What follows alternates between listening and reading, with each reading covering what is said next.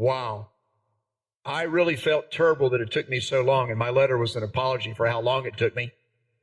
But I figured this guy is just really letting me know that he didn't appreciate my delay. And the heck with you, Steve. Well, this next letter explains a little bit about it. Dear Mr. Steve Copeland, thank you for, this was July the 17th. Like I said, probably about 2 weeks after he got my letter. Thank you for your response to my letter and for your words of encouragement. I know that life has many setbacks, and I believe that the Lord uses these trials and tribulations to help us grow closer to Him. I have to stop for a second. I might have confused you. So when I got my letter back in that format, I called Chaplain Heffer, and I said, Roger, what's going on with this guy? And he kind of said, well, he's got a lot of stuff. Maybe he forgot all about what he asked you to do. Well, when he said he was going to look into it, he came back to me and let me know that the whole thing had been a mistake, that when Robert went to mail it, he put the letter that I sent him in the envelope and mailed it, and didn't mail the one that he had written that I'm going to read you now. And the chaplain also said, I read him wrong. He is really, really amazing for what he wants to do. So that just was, wow, I was really low, and then it brought me back up. So here we go again. Thank you for your response to my letter and for your words of encouragement. I know that life has many setbacks, and I believe that the Lord uses these trials and tribulations to help us grow closer to Him.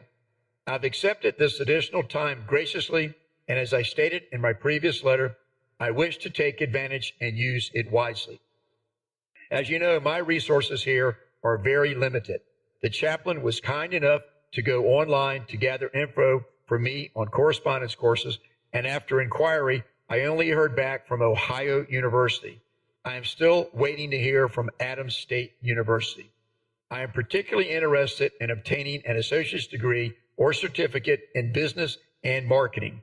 However, being an inmate in a state Department of Corrections, I'm not sure if I qualify for financial aid, although I do know a scholarship is tax deductible under state and federal law. Mr. Copeland, I would greatly appreciate for Right Thinking Foundation and your help to achieve my goals of furthering my education while incarcerated. On a more personal note, at your advice, I did read Think and Grow Rich, Outwitting the Devil, and I was able to get some good notes from How to Own Your Own Mind, the importance of making an inventory of my talents and assets, and the 7 principles of success. I appreciate your seminar and meeting you here at Powder River Correctional Facility. I did submit the participant survey at that time, but I'm happy to do so again, and I will send it along with this letter. In closing, I just want to say thank you for your desire to reach out and help us. The stigma of the perception of people in prison needs to change. With the help of Right Thinking Foundation and people such as yourself, this can happen. Granted, there are those that do belong here.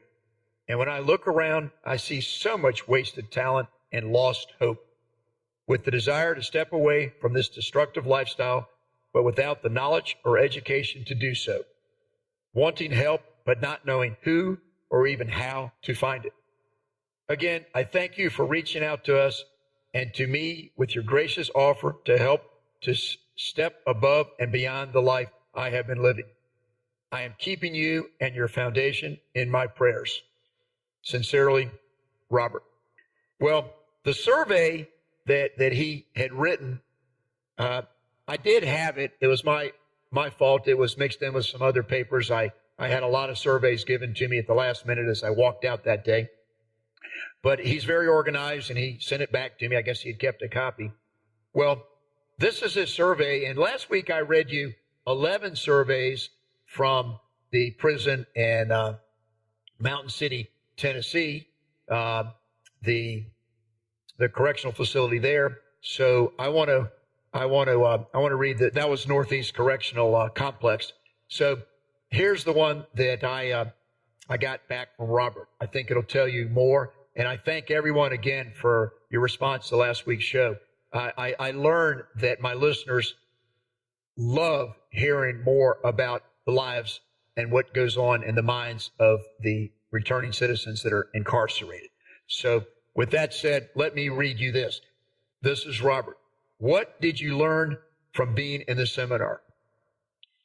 That if I believe in myself and set realistic goals, I can achieve my dreams. What changes have you made in your spending since participating in the seminar? Be specific, indicate any savings that you have made. I have adjusted my spending and budget to reflect my most immediate needs and planning ahead on items I know I'll need: paper, envelopes, hygiene. The Department of Corrections has now changed policy. I was able to put 30% in a savings account, but now they only allow 5% of monies in savings, which I can't touch till release.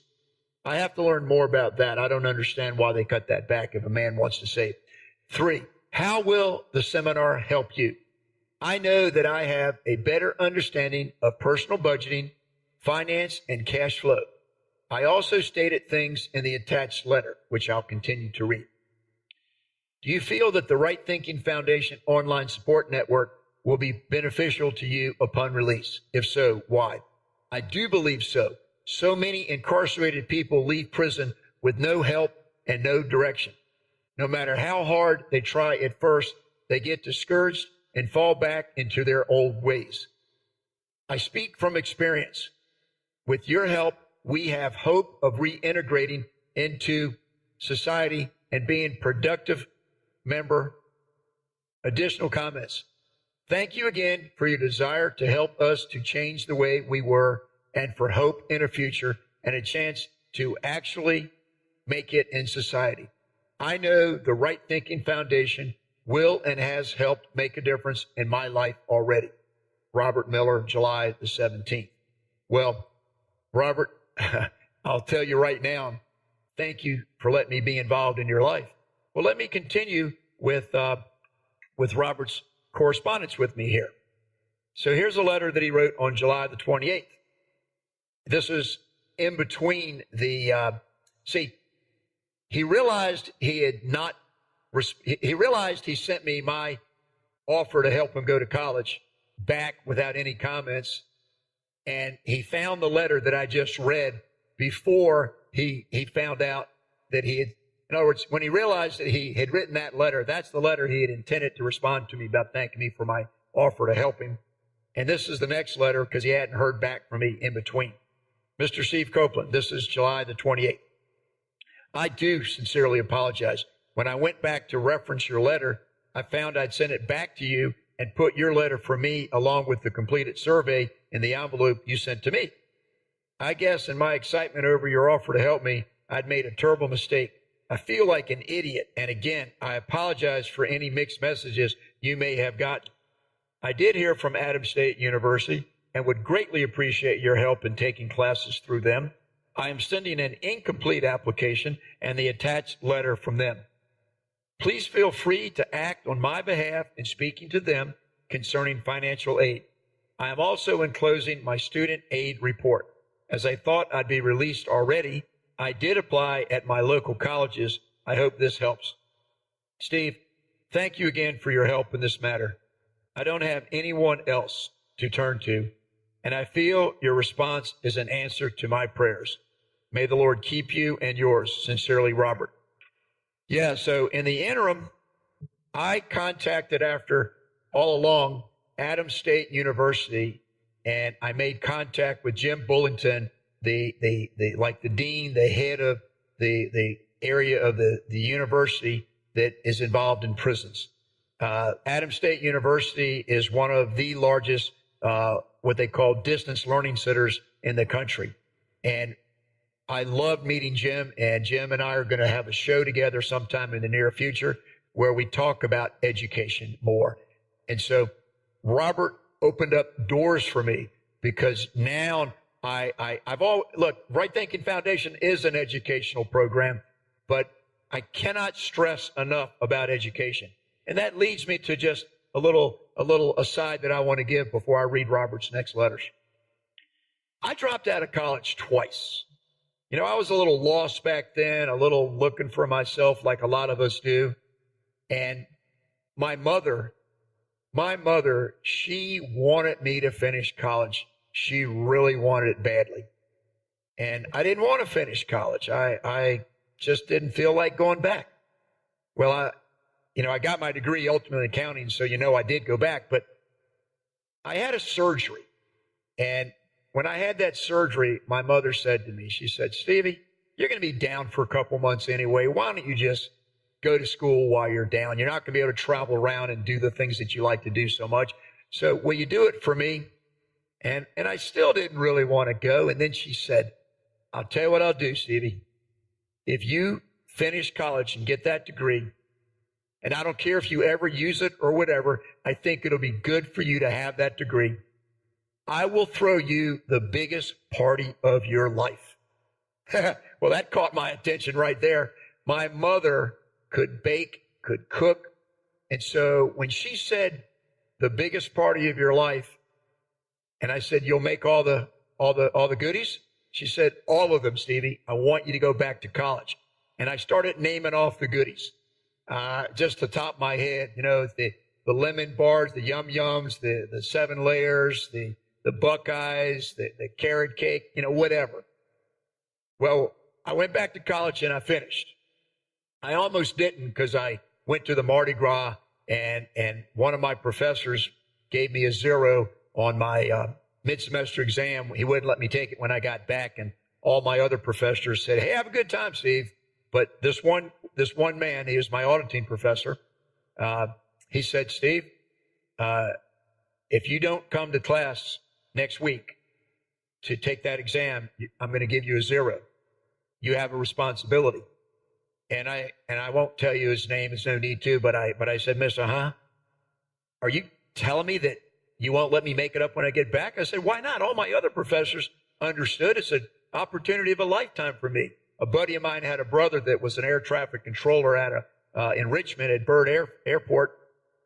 And 4 guys had a private plane that they owned. And 3 of them couldn't get off work.